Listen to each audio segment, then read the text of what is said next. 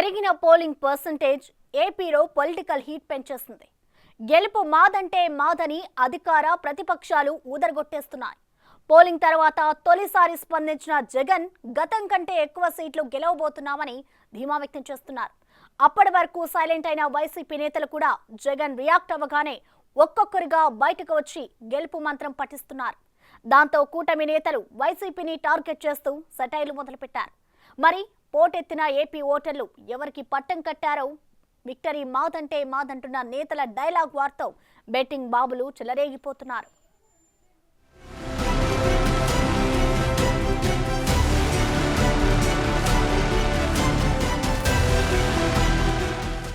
ఏపీలో రికార్డు స్థాయిలో 81.86% పోలింగ్ నమోదైంది. 1952 తర్వాత రాష్ట్రంలో ఇదే అత్యధిక పోలింగ్ శాతమని సీఈఓ వెల్లడించారు. దేశ చరిత్రలో ఎప్పుడూ కూడా ఓటింగ్ శాతం పెరిగితే అధికార పార్టీ గెలిచిన దాఖలాలు మచ్చుకైనా లేవంటున్నారు రాజకీయ విశ్లేషకులు. 2014లో 74.68% పోలింగ్ జరిగినప్పుడు ఎన్డీఏ కూటమి అధికార పగ్గాలు చేపట్టింది. గత ఎన్నికల్లో అది పెరిగి 79%కి చేరి వైసీపీ పగ్గాలు చేపట్టింది.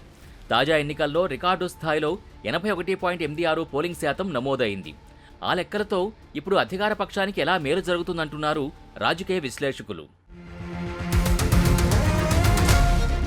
ఈ ఎన్నికలకు ఏడాది ముందు నుంచే వైనాట్ 175 స్లోగన్ ఎత్తుకున్న వైసీపీ అధ్యక్షుడు జగన్ అందులోనే వైనాట్ కుప్పంని కూడా యాడ్ చేశారు. అయితే ఎన్నికలు సమీపించే నాటికి ఎన్డీఏ కూటమి ఏర్పడడం, రాష్ట్రంలో కీలక అధికారుల మార్పులు చేర్పులు వంటి పరిణామాలతో జగన్ టెన్షన్ పడినట్టు కనిపించారు. ప్రభుత్వ వ్యతిరేక ఓటు చీలకూడదన్న పట్టుదలతో మిత్రపక్షాలు సైతం పట్టు విడుపులకు పోయి పొత్తు ధర్మం పాటించాయి. అయినా నవరత్నాలపై నమ్మకంతో జగన్ తన 175 స్లోగన్ మాత్రం వదల్లేదు. పోలింగ్ శాతం పెరగడంతో ప్రభుత్వ వ్యతిరేకత స్పష్టమైందని కూటమి నేతలు ఆ రోజు నుంచే ప్రచారం చేసుకుంటున్నారు. పోలింగ్ ముగిసిన 3 రోజులకి బయటకొచ్చిన సీఎం జగన్ ఐపాక్ టీంని కలిశారు.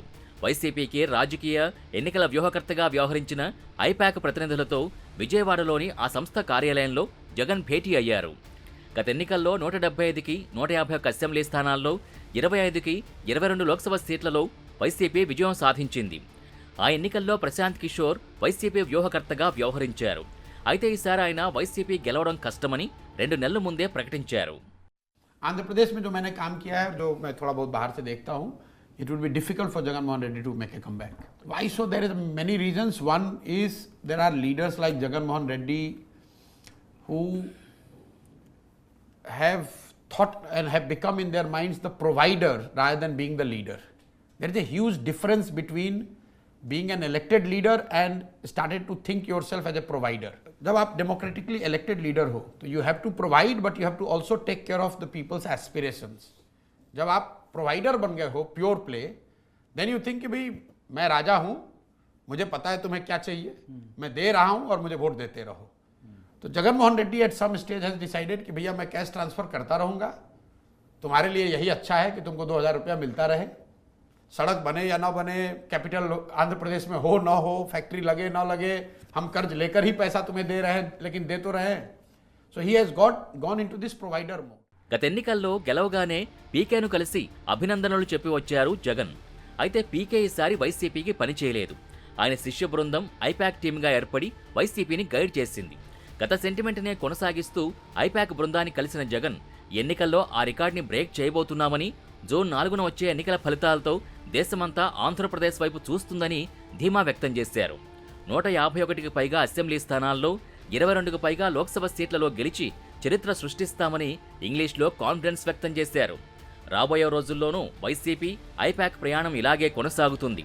ప్రశాంత్ కిషోర్ ప్రత్యర్థి వైపు వెళ్లి మాట్లాడుతున్నారని విమర్శించారు.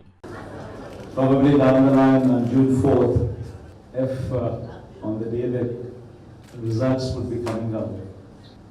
I promise that this results would ensure that the whole country would stand up and look towards Andhra Pradesh.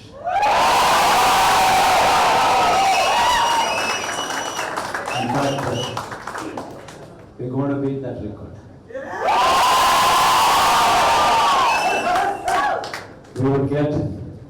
We will surpass 151, we will surpass 200.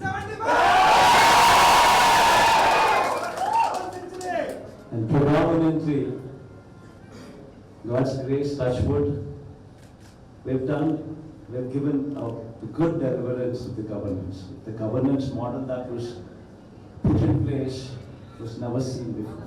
Jagan ఇంగ్లీష్లో మాట్లాడుతున్నప్పుడు పక్కనే నిల్చున్న మంత్రి బొత్స సత్యనారాయణ ఆ వెంటనే మీడియా ముందుకొచ్చారు. 170కి పైగా అసెంబ్లీ స్థానాలు గెలుస్తామంటున్న బొత్స విశాఖపట్నంలో అంగరంగ వైభవంగా జగన్ ప్రమాణ స్వీకారం చేయబోతున్నారని జోస్యం చెబుతున్నారు. ప్రజలు ఉదయాల్లో పూలు కట్టుకుని రేపు ఇలాంటి వ్యక్తి కనీవిని చూడని విధంగా రేపు రాబోతుంది విజయం. ఏదైతే మా టార్గెట్ 175, 170 ఉందో దాని దగ్గరలోనే విజయం రాబోతుంది. టెంటేటివ్గా జూన్ 9వ తేదీ నాడు విశాఖపట్నంలో అంగరంగ వైభవంగా అక్కడ ప్రమాణ స్వీకారం మహోత్సవం జరగబోతుందని తెలియజేస్తాం. జగన్ స్టేట్మెంట్ తర్వాత తాజాగా రాష్ట్ర ప్రభుత్వ సలహాదారు సజ్జల రామకృష్ణారెడ్డి మరికొందరు వైసీపీ నేతలు కూడా వైసీపీ విజయంపై ధీమా వ్యక్తం చేశారు. ఆ క్రమంలో టీడీపీ నేతలు సీన్లోకొచ్చేశారు. మాజీ మంత్రి దేవినేని ఉమామహేశ్వరరావు వైసీపీ నమ్మకం చూస్తుంటే కేఏ పాల్ గుర్తుకొస్తున్నారని ఎద్దేవా చేశారు. ల్యాండ్ టైటిలింగ్ యాక్ట్ వైసీపీ పుట్టి ముంచిందని విమర్శించారు. ఇవాళ కేఏ పాల్ కాన్ఫిడెన్స్ లెవెల్ ఏ స్థాయిలో ఉందో జగన్మోహన్ రెడ్డి కాన్ఫిడెన్స్ లెవెల్ కూడా అదే స్థాయిలో నిన్న ఉంది. కేఏ పాల్ కాన్ఫిడెన్స్ లెవెల్కి జగన్మోహన్ రెడ్డి కాన్ఫిడెన్స్ లెవెల్కి నిన్న సోషల్ మీడియాలో ట్రోలింగ్సే అర్థమవుతూ ఉన్నాయి. కాబట్టి పిచ్చి ప్రలాపనలు మానేయండి.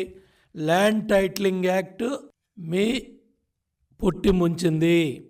ఇవాళ పెద్ద ఎత్తున ప్రజల్లో తిరుగుబాటు వచ్చింది.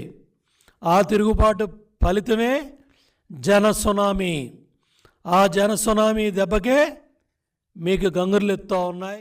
మరోవైపు రాబోయే ఎన్నికల్లో ఒకవేళ వైసీపీ గెలవకపోతే జగన్ పార్టీని మూసేస్తావా అని టీడీపీ నేత బోండావమ్మ సవాల్ విసిరారు. జగన్ ఐపాక్ టీం దగ్గరికి వెళ్లి ఓదార్పు యాత్ర చేశారని, జూన్ 4న దేశం మొత్తం ఏపీ వైపు చూస్తుందని జగన్ అంటున్నారని, అది నిజమే కానీ జగన్కి సింగిల్ డిజిట్ వచ్చేది చూస్తారని ఎద్దేవా చేశారు. ఈ జగన్కి సహకరించిన అధికారులు కూటమి అధికారంలోకి వచ్చాక జైలుకు వెళ్ళక తప్పదని హెచ్చరించారు. ఈనాడు ఓదార్పు యాత్రకు వెళ్ళి వాళ్ళు ఓదార్చి బయటకు వచ్చి ఏడవలేక నవ్వుతూ జగన్మోహన్ రెడ్డి మొత్తం సీట్లు మాయే, మొత్తం గెలుస్తున్నాం, చరిత్ర సృష్టిస్తున్నాం, జూన్ 4వ తారీఖు దేశం మొత్తం ఏపీ వైపు చూస్తుంది అన్నాడు. ఓకే, నీ నమ్మకం నీకు ఉండొచ్చు.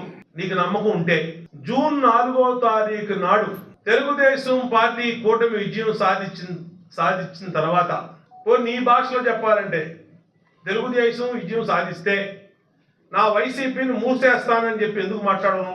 మొత్తం మీద నేతల ధీమా, వరుస స్టేట్మెంట్లతో ప్రజల్లో మాత్రం తీవ్ర గందరగోళం కనిపిస్తోంది.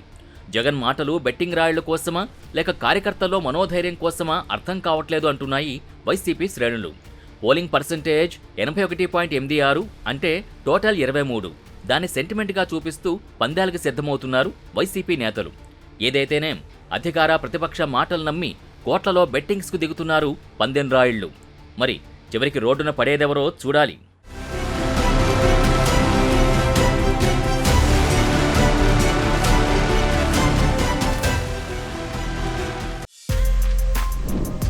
For more videos like this, subscribe Big TV channel.